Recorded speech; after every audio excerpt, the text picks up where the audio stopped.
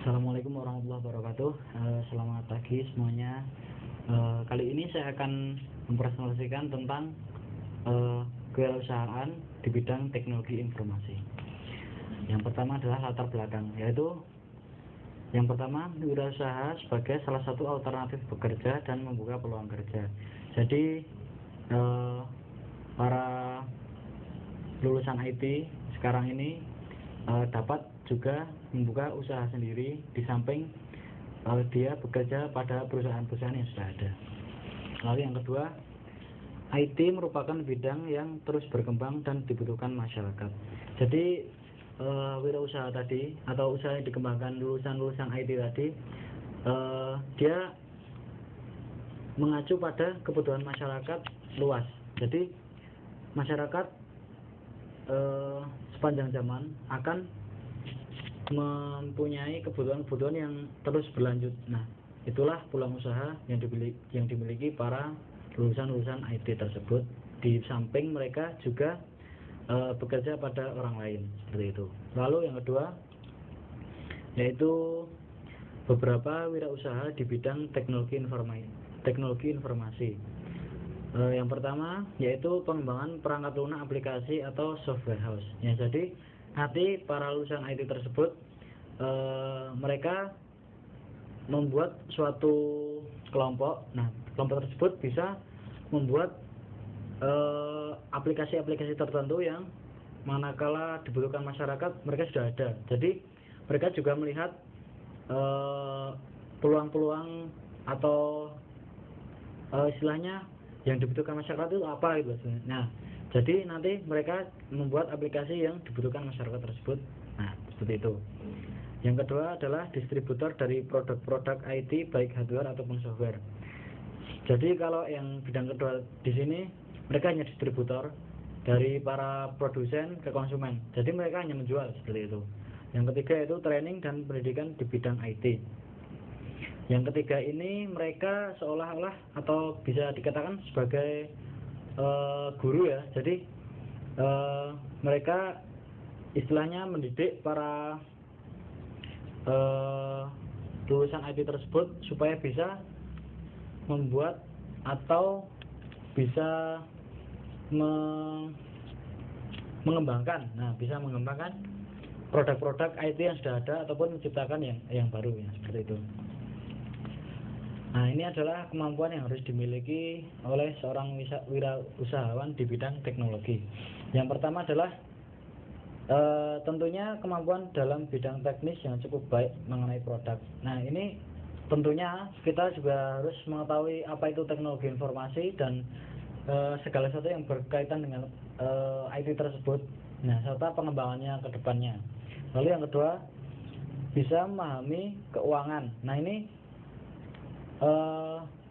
pastinya ya, seorang wirausahawan harus memiliki pengetahuan tentang keuangan tersebut, maupun itu accounting, financial report, cash flow, management, dan lain-lain, seperti itu. Lalu yang ketiga, kemampuan dalam bidang human relationship. Nah, pastinya juga para wirausahawan harus bisa menguasai teknik-teknik berkomunikasi dengan baik dengan orang lain, seperti itu. Itu juga menjadi faktor yang penting dalam sebuah wirausahaan atau entrepreneurship tadi, seperti itu. Nah, ini secara khusus saya mempresentasikan tentang menjadi seorang programmer. Yaitu yang pertama syaratnya untuk menjadi seorang programmer entrepreneur, yaitu yang pertama fight for code line freedom. Nah, ini adalah, jadi kita harus menguasai kalau istilah kerennya ngoding ya. Kalau di bidang anak-anak IT itu sudah terkenal itu ngodingnya, itu mematikan kode-kode yang istilahnya untuk membuat aplikasi ya, seperti itu. Terus pertanyaan yang sering muncul adalah bagaimana supaya bisa mahir coding. Nah, ini jawabannya ada 5 ya. Yang pertama latihan, dan latihan. Seperti itu. Jadi kalau mungkin jawabannya ada berapa? 9 ya. Latihan, dan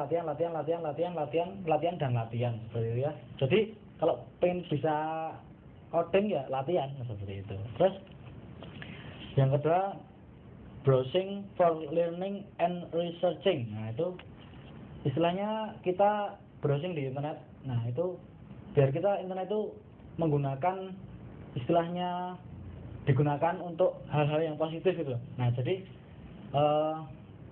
kita browsing tentang aplikasi atau apa yang bisa menunjang kewirausahaan kita gitu.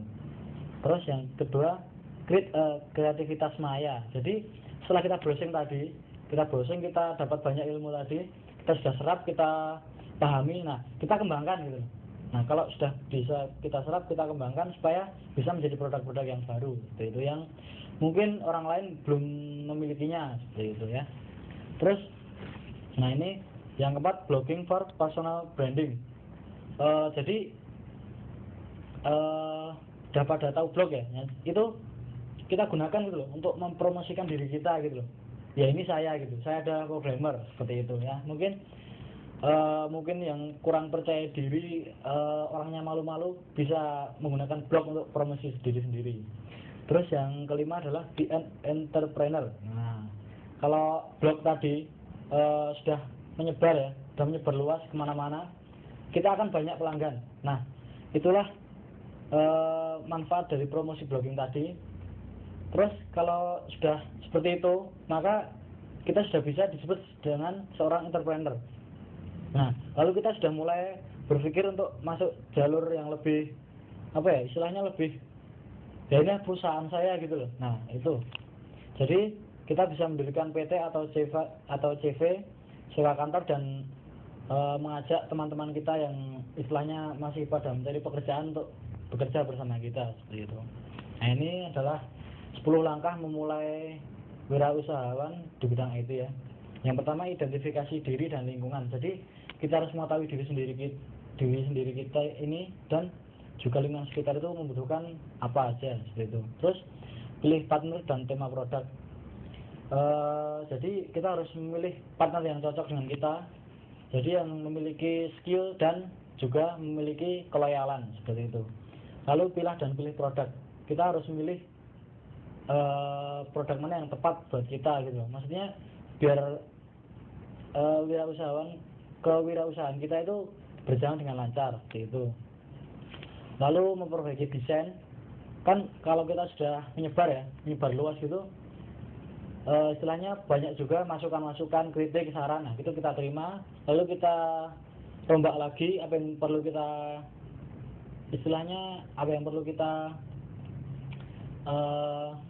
rombak lah, diperbarui kalau bisa. Nah kalau perlu diperbarui, ataupun yang istilahnya di refresh seperti itu, supaya orang-orang juga mengetahui bahwa kita berkembang gitu, nggak stagnan. Nah seperti itu. Terus manfaatkan lingkungan ini bisa dikatakan seperti yang tadi, mengidentifikasi lingkungan. Terus kita melihat apa saja yang dibutuhkan oleh masyarakat. Nah itu kita manfaatkan untuk peluang usaha kita tentunya seperti itu. Terus buat promosi ya, ini seperti yang tadi, yang membuat blogger atau Facebook sekarang juga bisa, atau Twitter atau segala media sosial media itu bisa membuat kita promosikan diri kita sendiri. Oh ya, yang nomor 7 ini juga blog marketing. Ini istilahnya sepakat lah. Nah terus kejar terus pelanggan baru. Nah ini sebagai seorang pedagang itu pastinya ingin ya mempunyai pelanggan tetap gitu. Jadi kalau sudah memiliki pelanggan tetap, ya kita loyal gitu terhadap mereka. Nah terus tapi kita juga jangan mengejar yang lain gitu. Maksudnya cari pelanggan-pelanggan lain supaya bisnis kita juga makin berkembang seperti itu. Terus tambahkan fitur. Nah ini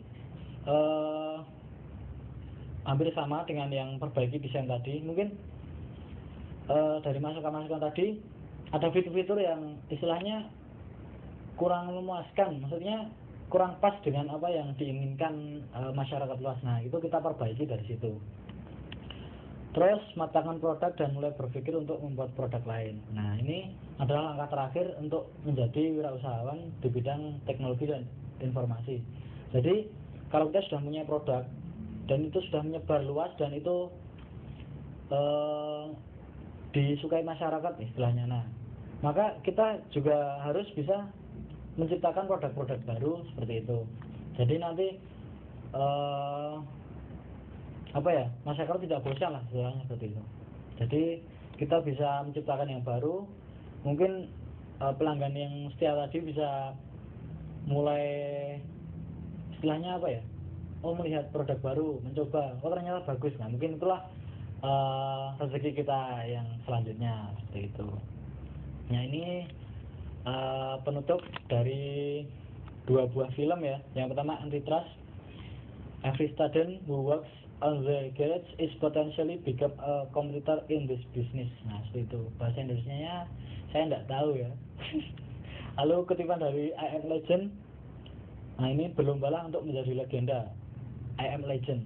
Believe me, you will be legend. Yes. Seperti itu. Bila taufik wal hidayah. Assalamualaikum warahmatullahi wabarakatuh.